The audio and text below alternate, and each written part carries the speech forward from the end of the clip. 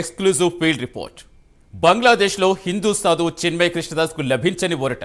తెలంగాణ కాంగ్రెస్గా కొత్త ఇన్ఛార్జ్ రాబోతున్నారా? ఇక ఫార్ములా ఈ కార్ రేస్ కేసులో ఈడీ విచారణకు A3 బిలియన్ రెడ్డి ఢుమ్మా.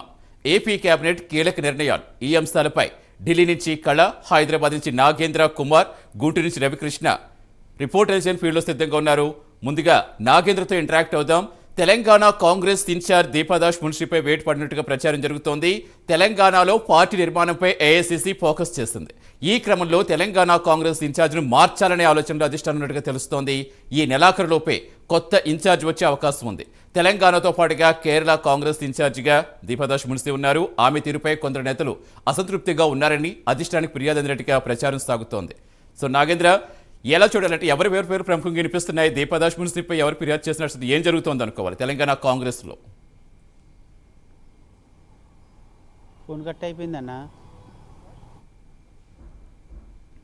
నాగేంద్ర,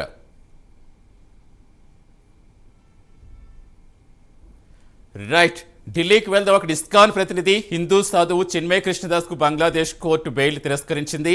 ఆయన బెయిల్ పిటిషన్ చటోగ్రామ్లో కోర్టు తిరస్కరించింది. బెయిల్ కోసం 11 మంది సుప్రీంకోర్టు లాయర్స్ బృందం ప్రయత్నించినప్పటికీ ఫలించలేదు. దేశద్రోహం ఆరోపణలతో అరెస్ట్ అయి జైల్లో ఉన్న చిన్మయ్ కృష్ణదాస్ బంగ్లాదేశ్ జాతీయ జెండా అగౌరవపరిచారనే అభియోగాలు ఎదుర్కొంటున్నారు. పూర్తి సమాచారం ఇచ్చేందుకు మా నేషనల్ బ్యూరో చీఫ్ కళ ఫీల్డ్లో సిద్ధంగా ఉన్నారు. కళ, ఒకవైపు ఎక్కడొక్కడ బెయిల్ లభించట్లేదు. హిందూ సంఘాలు మరోవైపు దేశవ్యాప్తంగా ఆందోళనలు చేస్తూనే ఉన్నారు. అసలు ఏం జరుగుతోంది? ఎందుకు బెయిల్ ఇవ్వడానికి ఎందుకు నిరాకరిస్తున్నట్టు? అసలు ఏం జరుగుతోంది అనుకోవాలి?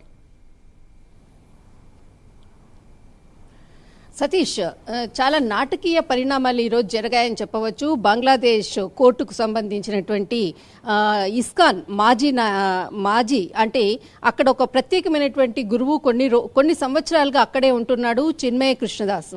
అయితే ముఖ్యంగా మనకు ఈ గతంలో జరిగినటువంటి పరిణామాలను దృష్టిలో ఉంచుకొని ఈ రోజు బెయిల్ నిరాకరణ జరిగిందని చెప్పవచ్చు ముఖ్యంగా. అయితే ఆగస్టు 5వ తేదీన మనకు ఏదైతే షేక్ హసీనా ప్రభుత్వం పడిపోవడము, తర్వాత ప్రభుత్వం రాజీనామా చేయడము, అక్కడి నుంచి షేక్ హసీనా బంగ్లాదేశ్కు నుంచి ఇండియాకు రావడము, అనంతరం పరిణామాలు మాత్రము బంగ్లాదేశ్ అప్పటి నుంచి జరుగుతున్నటువంటి పరిణామాలు ఇప్పటి వరకు కూడా కుదుట పడలేదని చెప్పవచ్చు. అయితే ఏదైతే ఆగస్టు 5వ తేదీన ప్రారంభమైనటువంటి మారణ హోమం అనుకోవచ్చు, అక్కడ జరుగుతున్నటువంటి అగత్యాలు అనుకోవచ్చు, అంత ప్రపంచమంతా కూడా చూస్తుంది. ఒకవైపు దీనిపై కూడా అన్ని దేశాలు కూడా ముక్త కంఠంతో బంగ్లాదేశ్లో జరుగుతున్నటువంటి ఆకృతాలకు కూడా ఎప్పటికప్పుడు కూడా అక్కడ ఉన్నటువంటి విషయాలను అన్నిటిని కూడా ఏకరు పెడుతున్నారు. కానీ ఎక్కడా కూడా బంగ్లాదేశ్ తగ్గటం లేదని చెప్పవచ్చు. ముఖ్యంగా ఆగస్టు 5వ తేదీన షేక్ హసీనా ఇండియాకు రావడము, అనంతరము అంటే దాదాపు ఆగస్టు 7వ తేదీ నుంచి 11వ తేదీ వరకు కేవలం 5 రోజులు మాత్రం జరిగినటువంటి మారణ హోమంలో దాదాపు 700 మంది ప్రజలు నార్మల్గా అక్కడ ఉండేటటువంటి ఢాకాలో ఉండేటటువంటి ప్రజలు ఈ మారణ హోమంలో మరణించారు. అంటే ఎంత ఆ సమయంలో జరిగినటువంటి ఆగడాలు అనుకోవచ్చు, వికృత చేష్టలు అనుకోవచ్చు, ప్రభుత్వం యొక్క ఆస్తులపై జరిగినటువంటి దాడులకు వారు అంతమంది బలయ్యారు. అయితే ఆ మారణ హోమము ఒకవైపు జరుగుతూనే ఉంది ఇప్పటి వరకు కూడా. అయితే మరొక వైపు ఎక్కడైతే బంగ్లాదేశ్లో దాదాపు కొన్ని సంవత్సరాల నుంచి కూడా బంగ్లాదేశ్లో భారతీయులు ఉంటున్నారు, తర్వాత హిందువులు ఉంటున్నారు, ఎంతో ఐకమత్యంతో అటు ఇండియాకు తర్వాత బంగ్లాదేశ్కు 2 దేశాల మధ్య కూడా సత్సంబంధాలు మాత్రం ఎప్పుడు కూడా చాలా మంచి సంబంధాలు ఉన్నాయి. కానీ అక్కడ ఆగస్టు 5న తలెత్తినటువంటి ఏదైతే అక్కడ మూకుమ్మడి దాడి చేయడంతో వెంటనే షేక్ హసీనా ఇండియాకి రావడం, అప్పటి నుంచి కూడా దేశంలోనే ఆమె తలదాచుకున్నటువంటి పరిస్థితులు. అంటే ఎటువంటి మైత్రి బంధం ఉన్నది ఇక్కడ మనం ఒక ఉదాహరణగా చెప్పవచ్చు. అయితే 7వ తారీఖు నుంచి 11వ తారీఖు దాకా జరిగినటువంటి దాడుల్లో అనేక మంది, 100 మంది కూడా మరణించారు. ఒకవైపు అలా ఉంటే మరొక వైపు హిందువులు ప్రత్యేకంగా ఢాకాలో అటు చుట్టూరా ఉన్నటువంటి దేశంలో ఉన్నటువంటి అనేక హిందూ దేవాలయాలు, ఇస్కాన్కి సంబంధించినటువంటి దేవాలయాలు, కొంతమంది వేల మంది కూడా హిందువులు కొన్ని సంవత్సరాలు సంవత్సరాలుగా అక్కడ ఉంటున్నారు.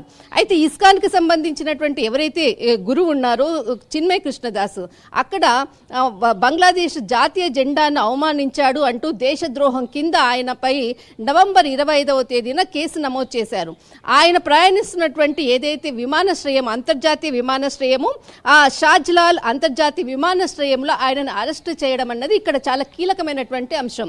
అయితే 25వ తేదీన అరెస్టు చేసిన తర్వాత వెంటనే ఈ సమాచారాన్ని కూడా ఎక్కడా కూడా బంగ్లాదేశ్కి సంబంధించినటువంటి పోలీసులు ఎక్కడ వెల్లడించలేదు. ఆయన అనుచరులకు కొంత సమయం తర్వాతనే ఈ విషయం తెలిసింది, ఈ విధంగా అరెస్టు చేశారన్నటువంటి అంశం.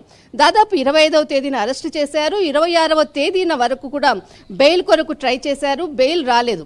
అయితే 27వ తేదీన పోలీసులు కోర్టులో హాజరుపరచడం జరిగింది. 27వ తేదీన లాయర్లు ఆయనకు మద్దతుగా వాదించడం కొరకు కూడా ప్రయత్నిస్తే కూడా వారిపై కూడా ఏదైతే అక్కడ ఉన్నటువంటి అంటే ఎవరైతే విద్యార్థులు అనుకోవచ్చు, తర్వాత విపక్షాలకు సంబంధించినటువంటి వారి మనుషులు అనుకోవచ్చు, చాలామంది కూడా నిరసనకారులందరూ కూడా వారిని లాయర్లపై కూడా దాడి చేసినటువంటి సందర్భంలో ఏ లాయర్లు కూడా ముందుకు రాలేదు. అంటే దాదాపు 27వ తేదీ నుంచి కూడా ఈ రోజటి వరకు కూడా అతనికి బెయిల్ రానటువంటి అంశం ఇక్కడ చాలా ప్రధానమైనటువంటి అంశం.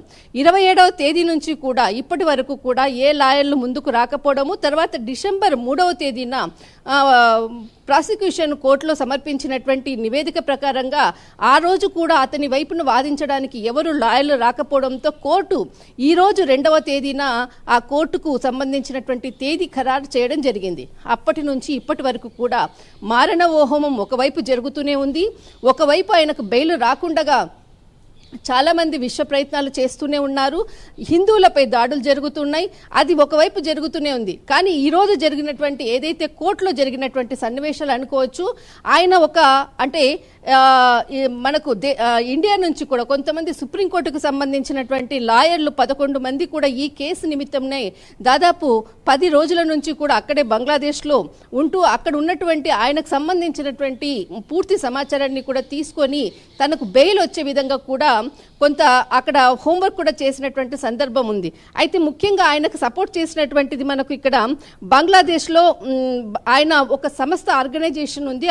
ఎవరు కూడా అంటే ఇక్కడ లాయర్ల ఎవరు కూడా ముందుకు రాకపోవడంతో ఆయన పనిచేసినటువంటి ఒక సంస్థ ద్వారా కొంతమంది అంటే ఇక్కడ సమ్మిళిత సనాతన్ జాగరణ అనేటువంటి ఒక ఆర్గనైజేషన్ ఉంది ఆయనకు సంబంధించి. అందులో ఈయన భాగస్వామ్యం కావడంతో అందులో ఉన్నటువంటి వ్యక్తులు తర్వాత సుప్రీంకోర్టుకు సంబంధించినటువంటి 11 మంది న్యాయమూర్తులు కలిసి ఈరోజు కోర్టుకు సంబంధించినటువంటి నివేదికలో ఆయనకు బెయిల్ రావడం కొరకు కూడా కోరడం జరిగింది.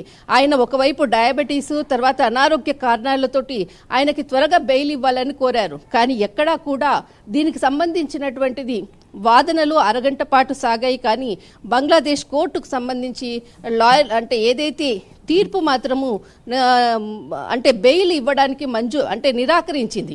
అయితే దీనికి గల కారణాన్ని మాత్రం ప్రధానంగా కోర్టు హాలులో ప్రకటించారు. అయితే ముఖ్యంగా ఏంటంటే ఇప్పుడున్నటువంటి ప్రస్తుత పరిస్థితుల్లో అంటే ఇక్కడ బంగ్లాదేశ్లో ఇప్పటికీ కూడా ఎక్కడ అల్లర్లు సద్దుమనగలేదు.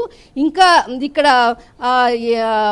అంటే ఇప్పుడు జరుగుతున్నటువంటి దాడులు ఎక్కడా కూడా శాంతి ప్రక్రియ మాత్రం ఇక్కడ బంగ్లాదేశ్లో లేదు. కాబట్టి ఈయనకు బెయిల్ ఇవ్వడము ఇది సరైన సమయం కాదు అంటూ కూడా కోర్టు హాలులో ఈరోజు తీర్పు చెప్పడం అన్నది ఇక్కడ చాలా కీలకమైనటువంటి అంశం.